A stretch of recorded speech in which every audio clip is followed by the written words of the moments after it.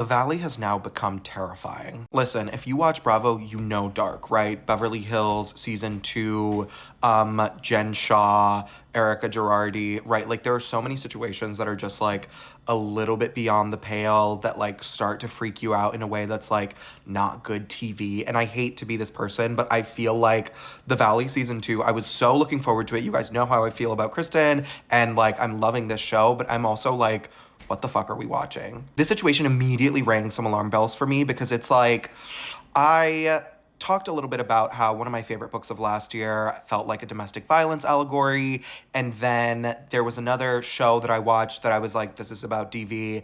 And then when Brittany said that Jax flipped a table and it hit her, I was like, something isn't right here. And I feel like something terrifying is going to come out. And I just like, my spirit is unsettled. Obviously, allegedly, I'm not accusing anyone of anything. I just feel like if Jax is abusing substances and he is flying into rages and he is punching walls and he is throwing stuff and like the behavior is escalating in this way, and she's saying that it's not the first time that it's happened, I am saying I feel very scared. What I will say is that I'm very disappointed in the fandom on Reddit and on here. I've also seen a lot of people being like, Brittany knew exactly what he was and she did it anyway. With The White Lotus, we were talking about how some people will sort of cast themselves in this healer role or helper role, right? Like, especially in our society, there is this thing where a lot of women will, and I'm not saying that before you guys attack me, before you bean soup in these comments, I am not saying that. I'm saying that the way that we are all socialized, unfortunately, it is very often women who find themselves in these positions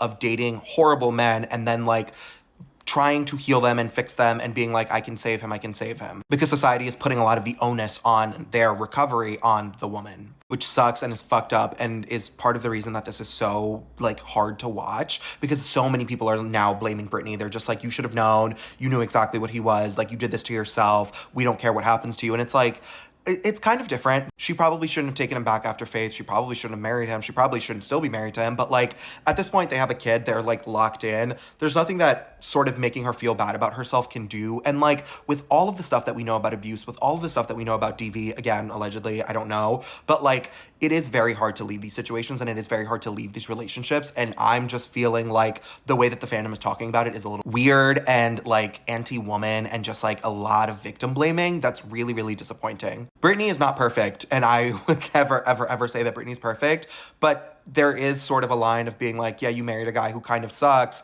versus you married a guy who is struggling with addiction versus everything that happens to you is your fault for staying in this relationship when now we know that there's like DV going on.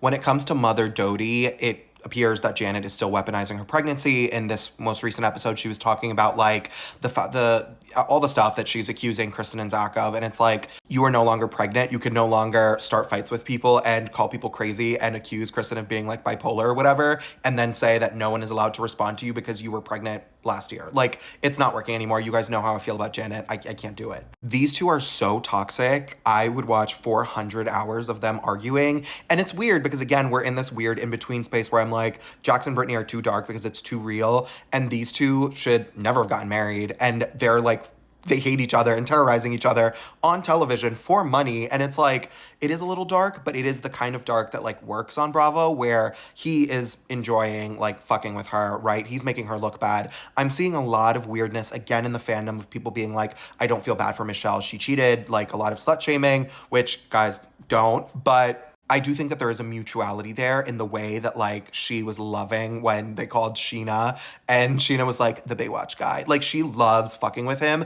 Obviously not to the same degree, but like there is a weird energetic tension there and they are good TV together. Last thing that I'll say about this week's episode is that Zach finally gets a storyline. And I feel bad because Zach has commented on some of these videos, Zach involving like psychotic gay mess. I'm just like, his boyfriend still being married, his boyfriend possibly getting deported, like moving in together. They haven't been together that long. It's like, of course, sure, like, yeah, let's do it. Let's just go full steam ahead with this, like, disaster. No offense. I'm not calling your relationship a disaster. I just feel like he's still married. Like, okay, girl, give it to us. That being said, I do worry that every single week will be more of a nightmare when it comes to these two. And I'm like, how much is too much? Like, do we need Jax on a season 3?